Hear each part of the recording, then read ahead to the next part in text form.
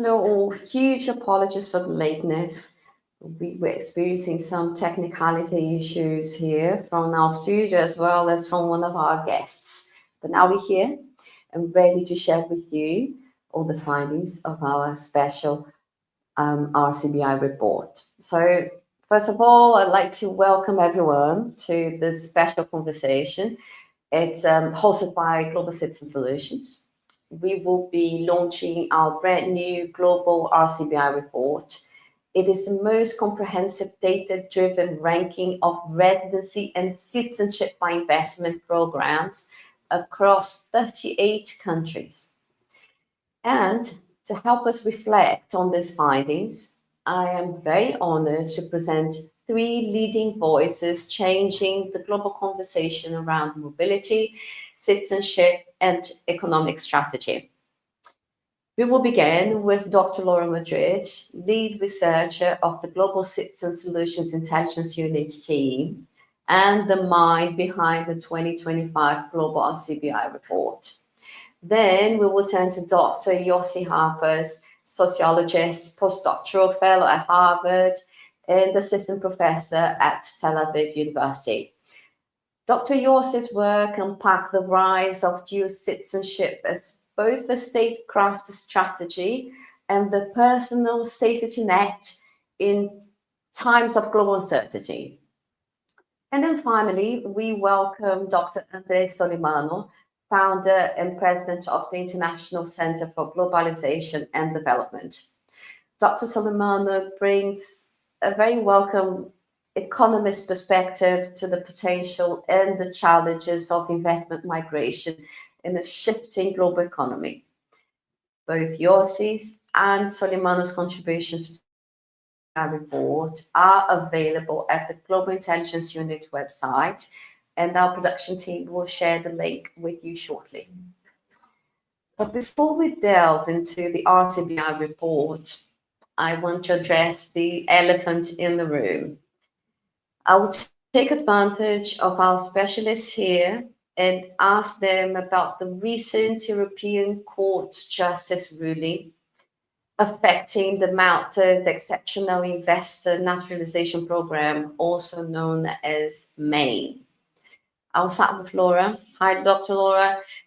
Can you give us a quick historical timeline on the ECJ court decision? Yes, of course. But first of all, thank you, Giselle, for having me here. I'm glad to be here to launch the report. Of course, we need to address as you said, the elephant in the room.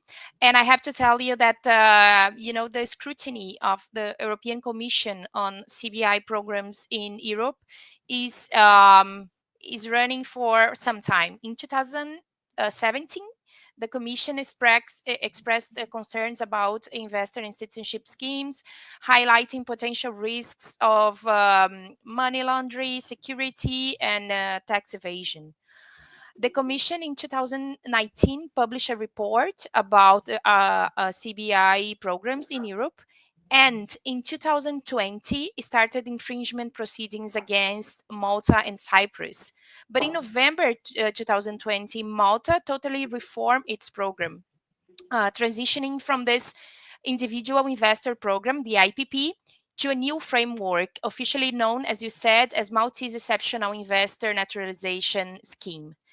And since then, it's even difficult to classify the Maltese scheme as a CBI scheme because it requires much more integration. The source of contribution is not only financial. Applicants need to live in the country at least 12 months to be able to acquire the citizenship, and the investments are directed to the government to foster and finance healthcare, education system, and other public services in Malta. Although this repurpose of the scheme happened in 2020. In 2023, the Commission decided to refer Malta's main program to the European Court of Justice, citing that the program violated EU law by not respecting mutual trust and sincere cooperation principles. And finally, and the 29th of April 2025, against the opinion of the General Advocate Collins of the European Court of Justice, the court decided that the main program violated European law. And we are now expecting to see the impact of this decision in the Malta CBI or main program.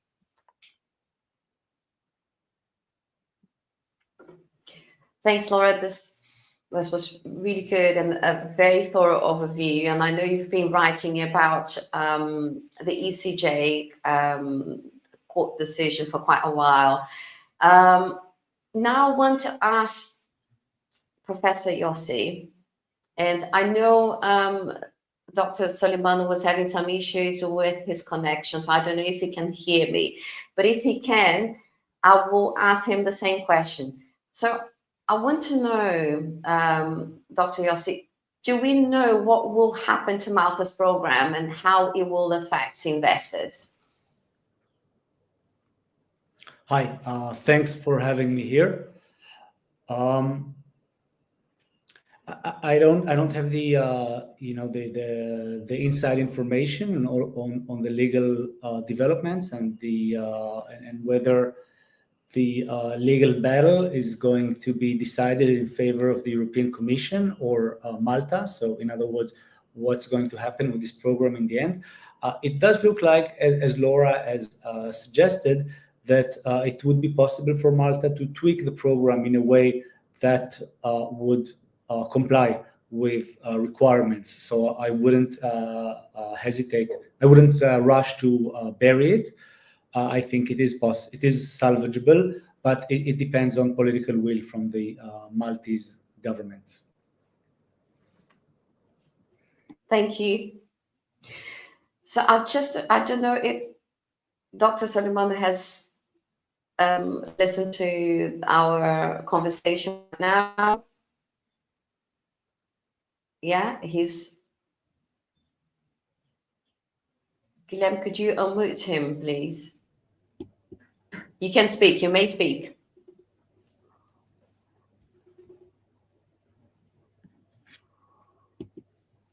Bear with us. Hello. Yes. Can you listen to me? Yes, we can.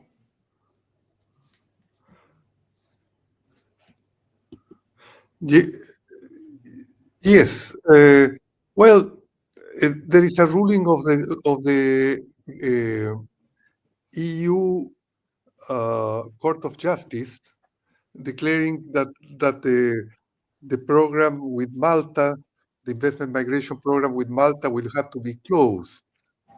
This is not in line on what was the recommendation of the Attorney General last year in October. But this is a reality, and I think the government of Malta will have to go and close the program. It's the only program that was left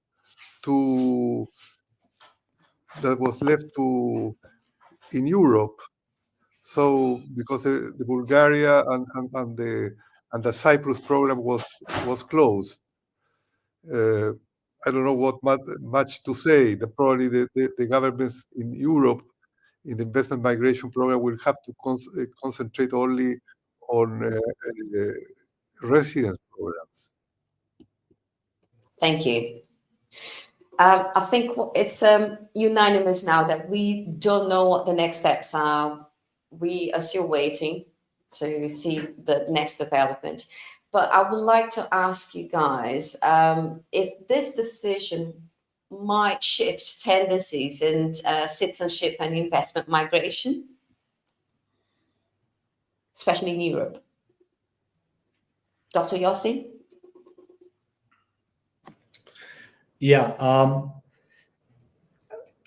I think the field is quite diverse because at the same time that we see some programs closing, for example, the British residence by investment program closed a couple of years back. We also have the Turkish citizenship by investment program, which has been extremely successful, especially after the Russian invasion of Ukraine, and they have given out citizenship to more than 40,000 people. So obviously there is demand and there is money that can go to countries that offered citizenship by investment. So it's quite likely that some new countries or some countries are going to take advantage of this possibility. And of course, the most famous case is the United States, where where President Trump has said that he wants to create a new golden passport program where they will sell U.S. citizenship for $5 million. So again, I think there will be some governments that will retreat from the path of residence or citizenship by investment, but there will be some new countries that will pick it up. So again, this is something that's going to stay with us. Giselle, Laura, yes. if I can add a takeaway about the European landscape. On the 30th of April, Malta released its official statement about the decision, and they said they are studying the legal implications in detail to give to the applicants more detailed transitional proposal. But they also said that they plan to adjust the regulatory framework on citizenship to align with the principles outlined in the judgment, the ECJ judgment. And what I understand is that maybe countries will align their programs to try to build a framework that is more related to naturalization than to CBI as a classical definition of CBI. So countries might require more like residency time before releasing the citizenship rights, or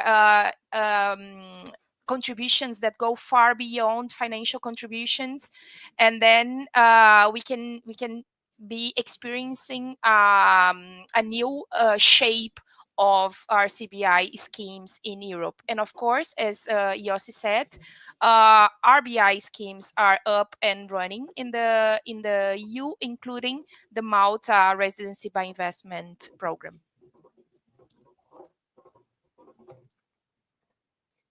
Hi, sorry, back.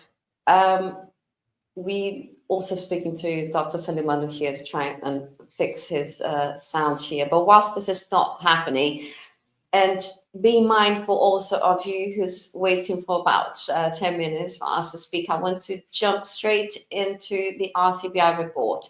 So we had to talk about Malta, so this is out of the way. So let's see what's going to unfold in the next couple of months.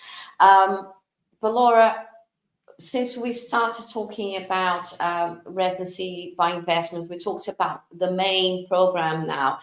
I think we went ahead without explaining some simple concepts, and I'd like you to do this now. If you could please summarize RBI, CBI, and entrepreneur visa, please. Sure, of course. Yes, we were discussing the situation in Malta, but we didn't define those abbreviations. So CBI, or Citizenship by Investment programs, they allow individuals to acquire citizenship in a country by making significant contributions, usually financial contributions, typically through investing in real estate, government bonds, or national development funds. The programs provide full citizenship rights since the beginning, including, of course, passport, the ability to live and work and study in the country of the host country. RBI programs, on the other hand, they are residency by investment programs, commonly known as golden visas, and they enable individuals to obtain legal residency in a country by making, again, financial contributions. And the investments also take different forms. You can invest in real estate, in creating or moving your business to the host country, or again contributing to government bonds and development funds. CBI, they will give you the right to reside in the country, but they do not automatically confer citizenship. However, many of these residency by investment programs will allow the applicant to file a citizenship application in a certain period of residency. Some countries like Canada will require 3 years, Portugal 5 years, and other countries will require more time to apply to citizenship. And usually they will require also you to take a language exam and a social historical exam. Portugal, Greece, and Italy in the EU have very popular RBI programs. And finally, what we call entrepreneurial visas are programs designed for individuals that want to establish a business in the the host country, or they will actually establish their residency in the country. We are talking about more active investment when we talk about entrepreneur visas. But of course, the lines are a bit gray between residency by investment and entrepreneur visas, because some countries are now trying to align the contributions applicants do to social development and to the state goals and objectives when they think about development. But some examples of entrepreneur visas we can cite, for instance, the US EB5 investor program and the Canada startup visa. Thank you, Laura. Since we're talking about citizenship, Professor Harpaz, you describe dual citizenship as evolving from a symbol of political bigamy to a strategic tool for both individuals and states. What do you think was the turning point in this shift, and how has it redefined what it means to belong to a nation today?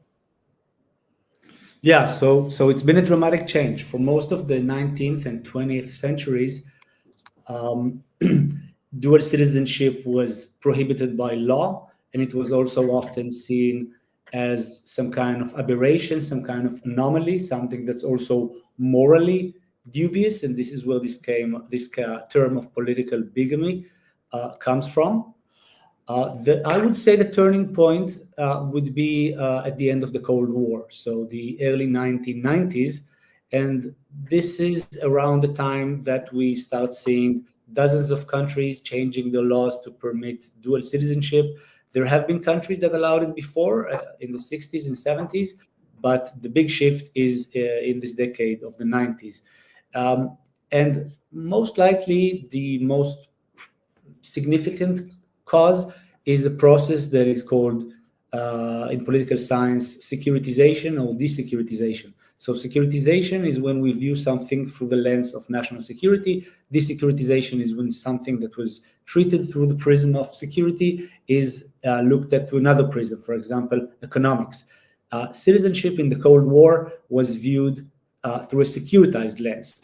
The main question was loyalty. This is a time when many countries had conscription, and they were very concerned with national security given the division of the world between two hostile blocs.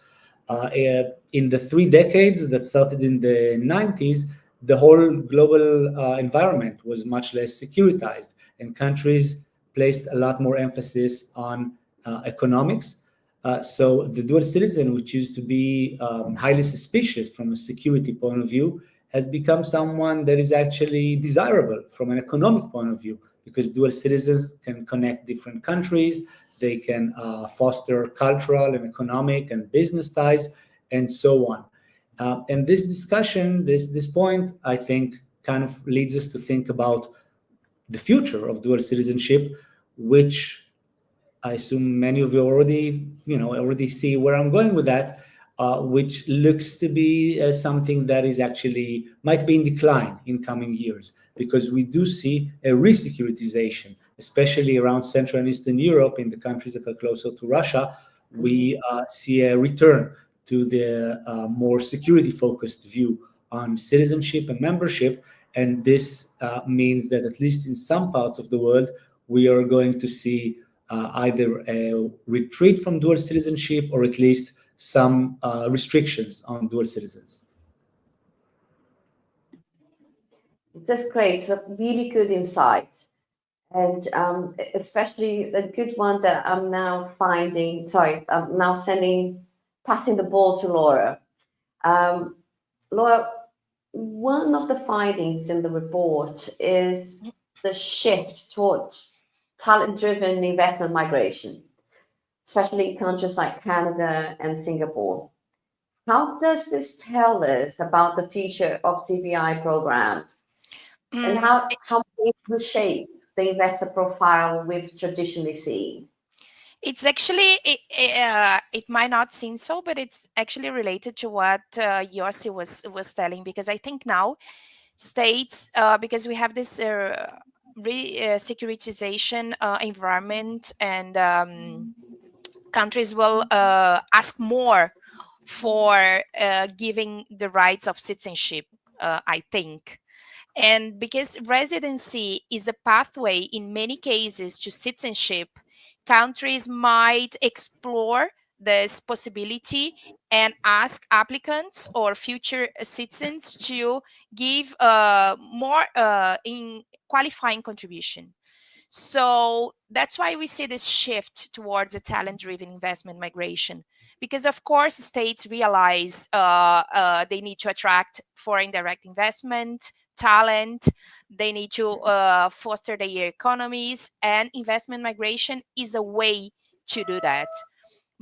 In the past, investment migration was linked to the development of the real estate sector, for instance, but more and more countries want, I think, more long-term investment and long-term contribution.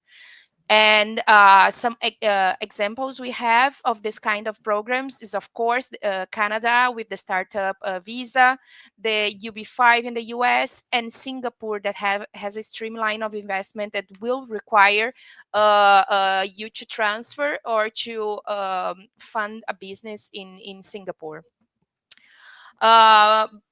Because these kind of investments, as I said, are long-term and are more like active investments than investing in bonds or funds and real estate. Canada startup visa, for instance, will require and prioritize high growth ventures and align with closely with the country's innovation and objectives. And Singapore has been focusing on attracting top tier talent to bolster its position as a global business hub.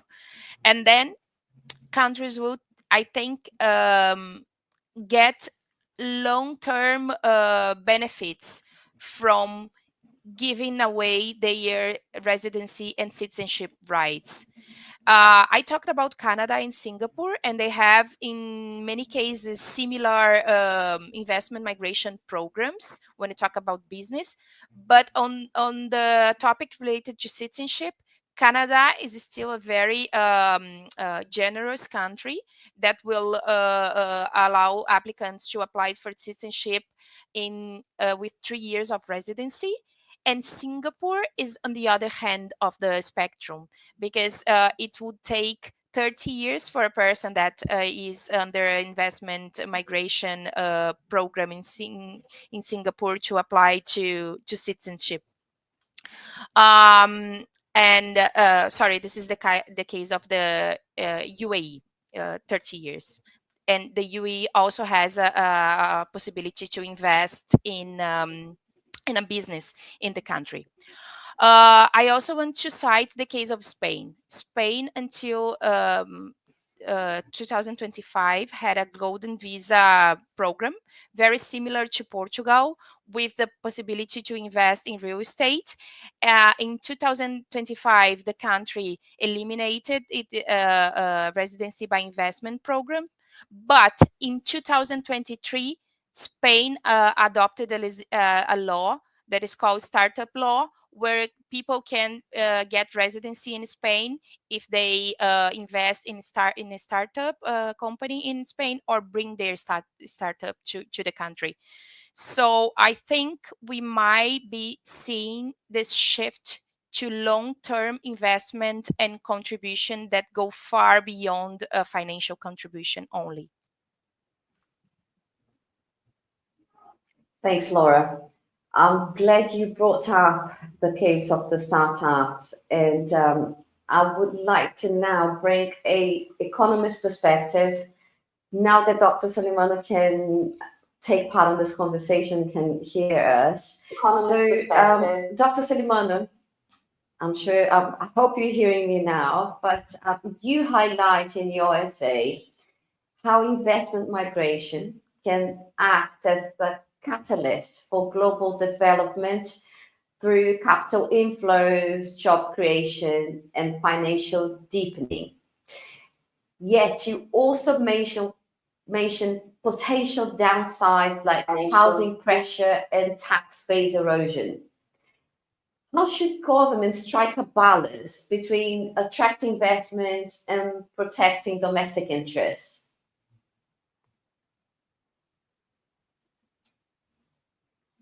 Protecting domestic interests. Yes, I think. Can you hear me? Protecting domestic interests. Yes, I think. Can you hear me? Protecting domestic interests. Well, yes, I think. Can you hear me? Protecting domestic interests. Well, yes, I think. Can you hear me?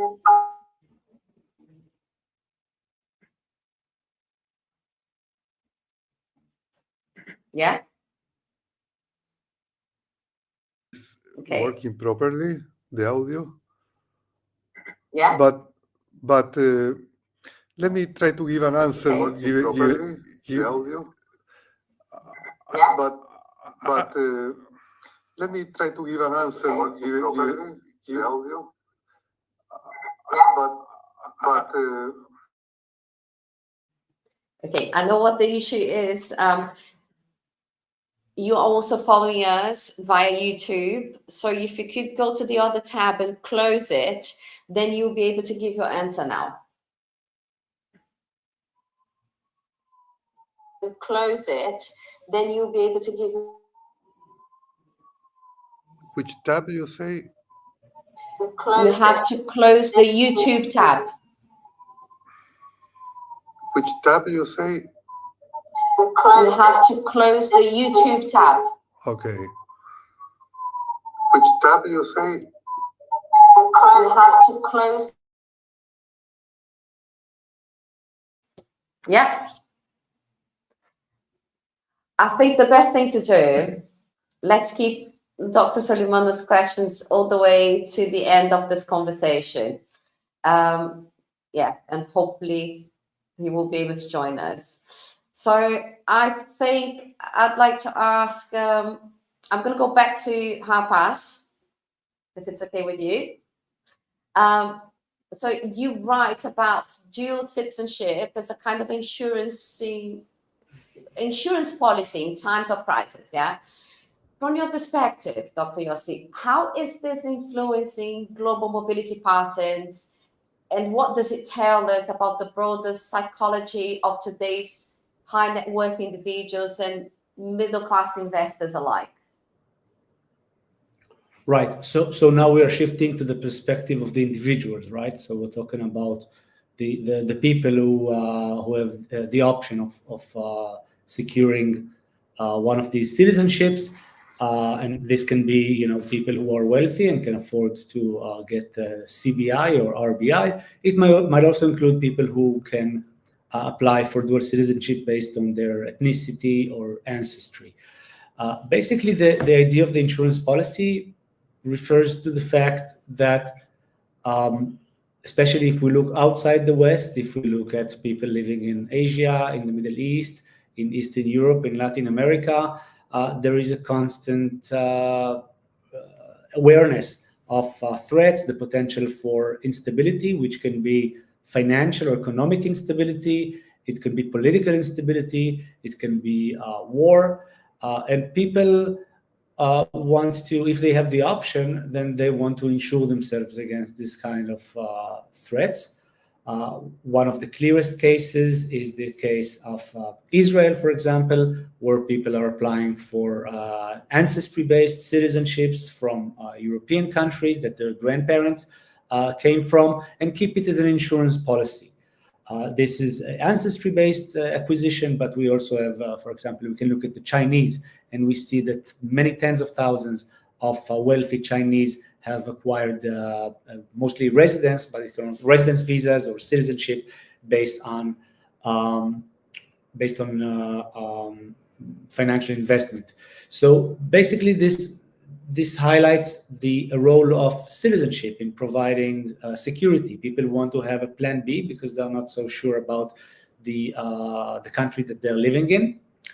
And a lot of the market and the industry of citizenship by investment is based on that insecurity of people living outside the West. Now, a very interesting development that has been going on in the last couple of years is that this insecurity seems to be growing. And in two senses. One, in the regions that were already a bit insecure, insecurity seems to be increasing even more. So, for example, right, we have people in Hong Kong who in 2019, 2020, China started like a wave of repression. So many people used their visas or their additional citizenship or citizenship options to emigrate. The Russians who left in 2022 because they didn't want to be part of the country at war. So the regions that were already a bit unstable are again becoming even more unstable. But we also have this kind of like insurance policy mentality that is also starting to appear in Western countries, most remarkably in the US, where starting with Trump's first term and with COVID, we see that Americans are also increasingly interested in getting residence by investment and citizenship by investment and even these ancestry-based citizenships. And this is another thing that's happening. I haven't seen this in Europe yet, but it's not impossible to imagine. So we see here that from the individual point of view, citizenship is often like a second citizenship, or a residence visa is often seen as a kind of plan B or insurance policy, something that people acquire without necessarily intending to emigrate. Actually, in many cases, hoping that they would never emigrate, that they would never use it, but nevertheless, as something that they feel that they should invest in and should acquire in an increasingly unstable world. Thanks, Dr. Yossi. We've got some comments here as well. You mentioned the insurance policy not kind of happening in the EU, but I'd like to ask that perhaps the movement that we see of Brits applying for a residency in other countries, mostly as an attempt to be back in the EU market, does that categorize as an insurance policy as well? At least it's in the continent. Right. No, I wouldn't necessarily classify it in this way. I mean, there has been a huge spike in post-Brexit in British citizens getting another citizenship, whether by naturalization, if these are Brits living in the EU, or an acquisition of ancestry-based citizenship from Ireland, for example, or from other European countries. This is kind of an attempt to rectify like the damage that Brexit causes them from their perspective. They had a right and it was taken away, the right of freedom of movement around Europe, and they want to rectify that. I wouldn't classify that necessarily as insurance policy. But you do see in the US and in all of the other non-Western cases that I mentioned, you do see the drive for insurance policy as the main motivator behind these programs. Okay, thank you. We've got Dr. Solimano back. So I am typing the question that I asked him earlier. Now he will be able to answer.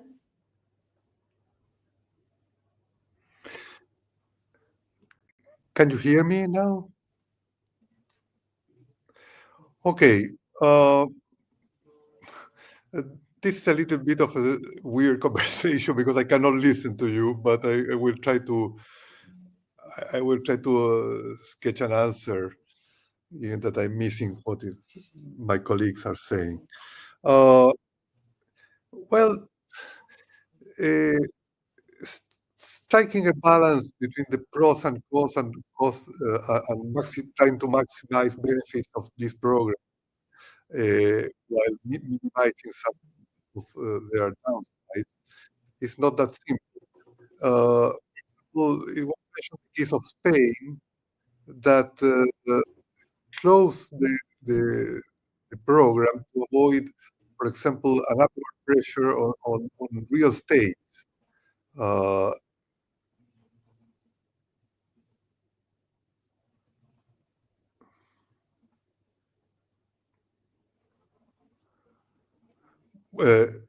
Basically, because one of the criticism of the investment migration programs is that the money goes to finance acquisition of property, and that pushes up prices. And the consequence is that there is a crowding out effect of locals that have to move, that cannot afford apartments or buying houses or renting in good location, prime location, downtown in the cities, and then move outside. This is a real issue where we are facing housing problems in other countries. It's not clear that what is the importance really of investment migration programs quantitatively, but they sort of contribute to this. One solution is the one adopted by the Spanish government is that removing altogether this way of entry. The erosion of tax bases that operates more in the origin country of the investment migration, the migrant. Okay, so there is little that you can do about it. And I mean, you cannot preclude people from leaving. The only solution would be to move to a sort of more universal taxation, that you are taxed in wherever location you are seated, you are residing, more or less like the U.S. System. Now, I think in terms of the benefits, there is a need to orient the programs more toward real investment in fixed capital formation rather than just acquiring financial assets, which is an indirect way to create investment that you are not sure whether it will have the positive effect. Startups is a good option. Investment in companies more oriented to the generation of technology is another possibility. The general point is to try to avoid an excessive reliance on financial instruments to receive the money and make sure that the money goes to where you have actual, real, fixed capital investment. Okay, thank you. I'm typing to Dr. Solimano now. So I'll say, stay here. I have another question for you. I will read out this question, but there's just I can do at the same time. So allow me a couple of seconds just to type this question to him. And then, hang on. So, yeah. So your essay draws attention to the rising wealth and global mobility. Hang on. Sorry. I thought I could multitask. So it's not that easy. Okay. Hang on a second. I just need. our viewers to know what I'm asking you. So your state draws attention to the rising of wealth and global mobility of younger generations, especially millennials and Gen Z. So how do you see their values and investment preferences reshaping the future of investment migration? And what should programs do to stay relevant to this demographical shift? You may answer.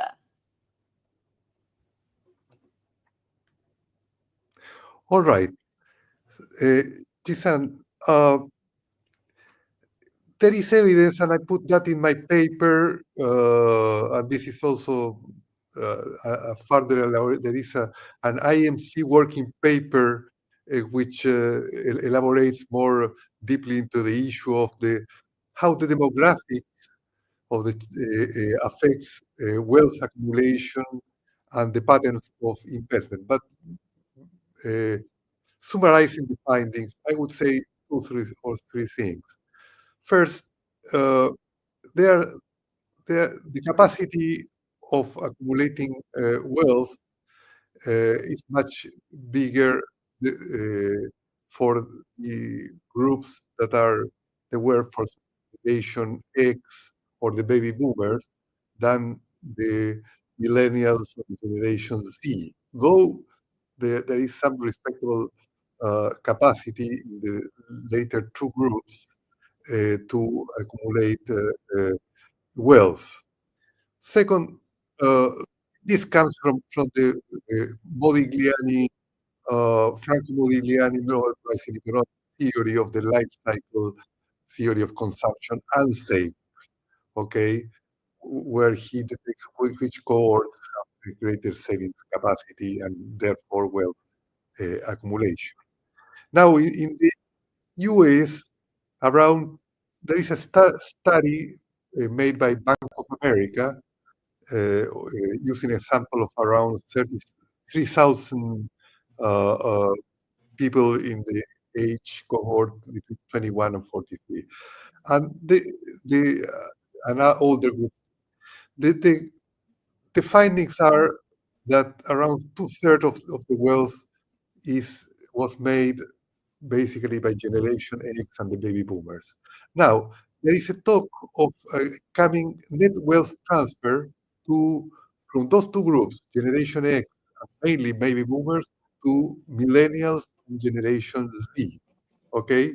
So we have to be prepared, and this is relevant for investment migration, but also relevant for wealth planning of different sorts and by wealth analysis in general, that there is a net wealth transfer that should be unfold in the next 10 to 20 years to the younger generation. So the younger generation will have more money to invest in different things and in different countries. Therefore, investment migration should tailor to younger cohorts. And there may be ways to do it, but the main point that I would like to highlight is that target the programs to the younger generation, because the younger generation has more resources coming from inheritance from their parents. That's one point. Another point is the composition of investment. And here you detect differences between the age groups. The millennials and the C tend to prefer uh, investing in cryptocurrencies, uh, some of them in real estate, and somewhat in bonds. Whereas the older generation, meaning people over 45, 50, 60, etc., tend to prefer stocks and they don't trust and anticipate crypto investment. So you see a nice contrast between the investment uh, vehicles and the age structure of the population. This is basically results for the USA. Okay, this is basically based on the findings of the study of the Bank of America. But you may think that the pattern should be roughly similar for European countries and Asian countries to some extent. Uh, This is important. Now, there is a talk that crypto in the US, President Trump is talking that wants to make America the center of crypto market. So you may think in terms of geographical location, a shift of investment by the younger generation, millennials and key people, uh, towards investing in the US. And this may be linked to investment migration programs in that country. The situation in the US we know is complicated, it's a fluid thing. There is a raise in tariffs, and there is a migration backlash, mainly for workers' migration, irregular migrants. The situation is complicated, but at least in the area of cryptos, it seems that it will be an attractive place for the youth. But keep the other considerations of investing today in the US in mind, particularly the depreciation of the dollar, that may help inward investment to the US, and the general uncertainty, political uncertainty, and economic uncertainty in that country. But so bottom line, look at the demographics, very different investment patterns across different groups. And second, the younger generation will receive, is expected to receive a net transfer from their parents, and that will change the landscape in important ways. Dr. Andres, I have to thank you in typing as well. And he can't hear me anymore, but I'm so glad that he powered through all the challenges because those insights were great. However, we're strapped for time now, so I want to wrap up with Laura. So Laura, for those reading the global RCBI report for the first time, what key insight or trend do you hope resonates most with investors, advisors, and policymakers? How should they be thinking differently about global mobility and investment migration moving forward? Okay, thank you for the question. First of all, I think it goes along with what Yossi and also Andres were saying. When instability is a generator of mobility. And when instability reaches a country in the West, a very important country as the US, we notice that RCBI programs are no longer that niched as they were before. Because when you have mainstream countries or people from mainstream for relevant countries wanted to apply for a second citizenship or a second residency just in case something goes bad, we're talking about millions of people that would be that would consider investment migration as an option for acquiring a second citizenship or even having a second residency safeguarded. So although we also see that countries will actually require more in terms of contribution for granting residency and citizenship rights, we also see more people wanting to apply and considering to apply to a second citizenship. There is this 2024 Knight and Frank report finding that said that 29 high net worth individuals would consider second citizenship as Plan B instrument or tool for their investments. They see that as an investment. So that's one takeaway of the report. When you think about regions, of course, and if you see the CBI ranking, the 5 top positions are in the Caribbean because we have the long living CBI programs in the Caribbean. In 2023, they signed a memorandum of agreement to impose more strict anti-money laundering measures and transparency in their programs. And they are, let's say, cost-effective programs for people that want to have a second nationality to be more mobile, internationally mobile. When you talk about Europe, we are seeing that countries are more prone to develop residency by investment programs. And this decision in the European Court of Justice shows us that countries need to apply stricter requirements for contribution and even physical presence for the programs to comply with international law, as the court said. But then, if you talk about the 5 top programs in Europe, we were talking about Greece and Malta, because Malta has a very well-established residency by investment program that was overshadowed by the CBI, the main program in Malta. But the RBI program is live and running. We have Switzerland, Luxembourg, and Portugal. That is a very important residency by investment program. So what you're going also to see in the report, if you go online and check the findings of the report, is that the desire and the dream, the desire to relocate internationally is present. When you have more instability in the world, people will think about relocating in other countries, or only have the possibility to relocate in a more stable country.